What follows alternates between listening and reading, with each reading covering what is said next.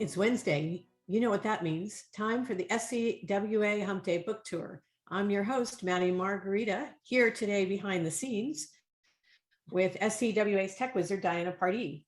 Every Wednesday at 10 a.m., the Southern California Writers Association turns our Facebook group over to an author who has 15 minutes to talk about themselves, their books, and maybe offer a writing tip or two.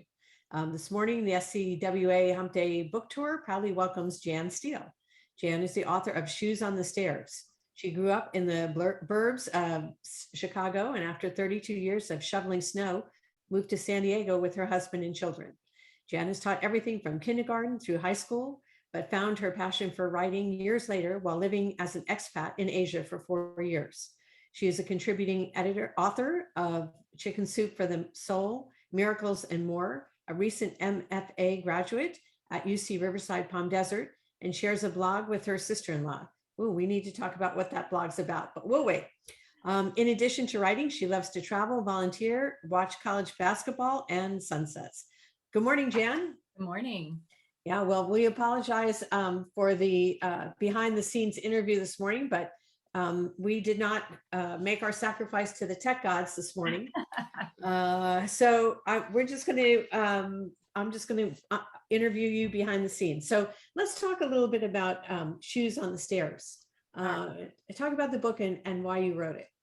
So the book is about a harried mother of 3 who just feels like she's just a part of the furniture in the house, basically. You know, she does everything, but she doesn't feel like she gets credit for it. And she vows that she's going to change this. She's going to change the way her family is. And that day that she vows to fix it, she dies in a car accident. And she's kind of in limbo. And what happens is she slowly becomes visible to all of her family members, each one at a different time in a different part of the grieving process. And through that, she's able to make connections that she wasn't able to make when she was alive. There's also in the book, there is the son, Edward, who when I first wrote it, he was just going to be a minor character, but he ends up being the zero to hero character in this book. And he deals with bullying, and he was terribly bullied as a child.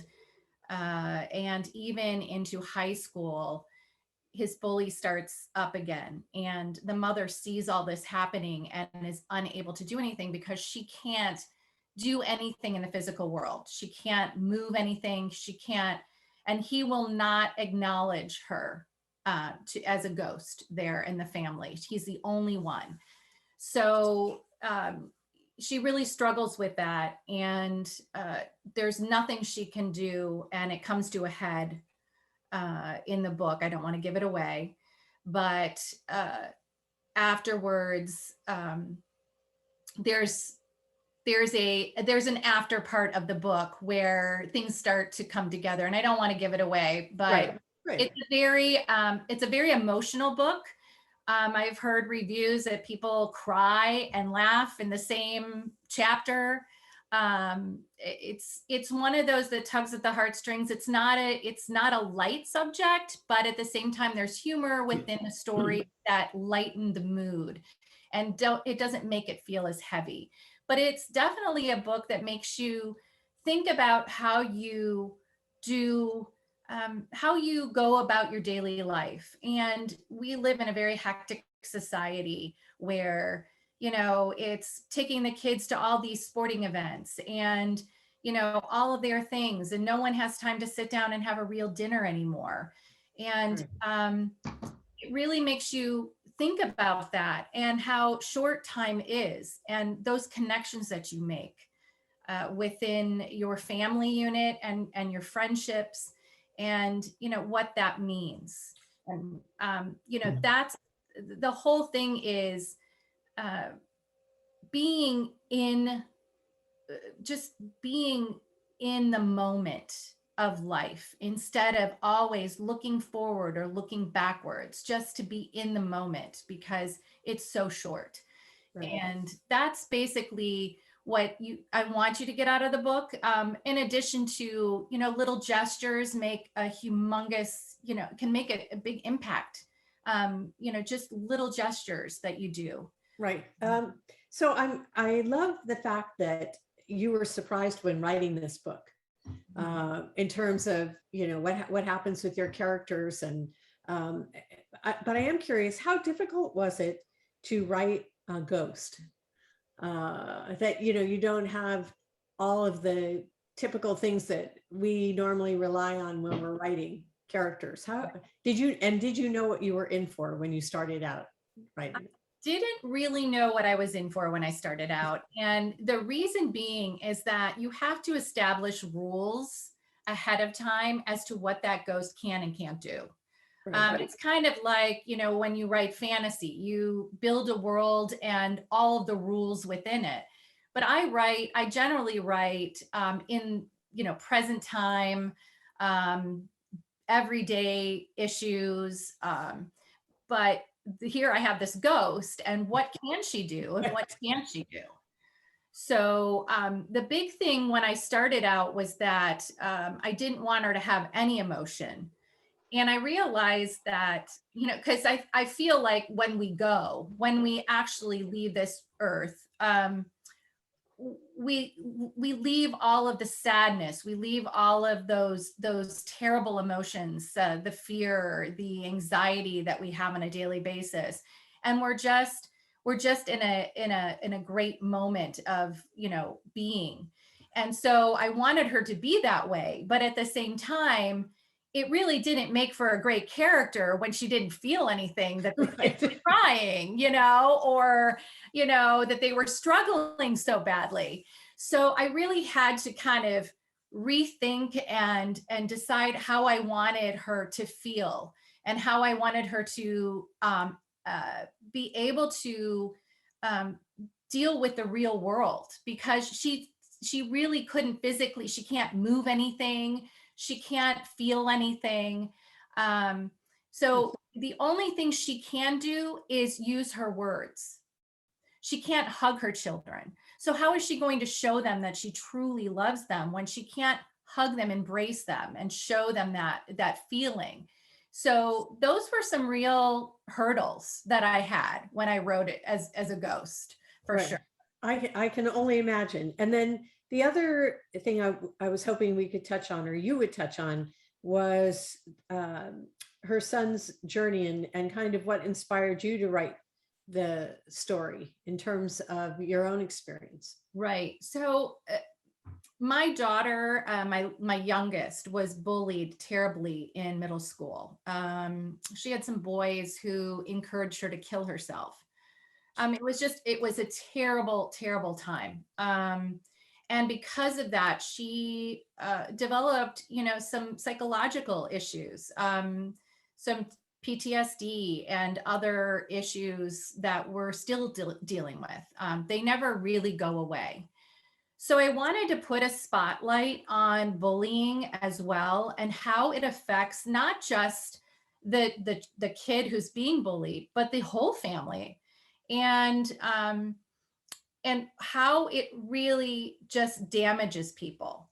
And it's just really near and dear to my heart. But Edward, like I said, he wasn't intended to be a big character. And when I started writing this, it was, I did it as a NaNoWriMo, which is the National November Writing Month, Right. what's it called? NaNoWriMo, National Writing, it's November Writing Month. Anyway, and you're encouraged to write like 50 to 60,000 words in 1 month. And I did. And I literally wrote the end. Now, this was the bones of the story, but Edward he was just a regular character in the book. And when I went back, I said, there's something about Edward. And I really started to let the characters, believe it or not, they do talk to you. They do. I let them talk to me, and they would say, no, this is not how it's supposed to go. And Edward was like, hello, I'm here and I'm important.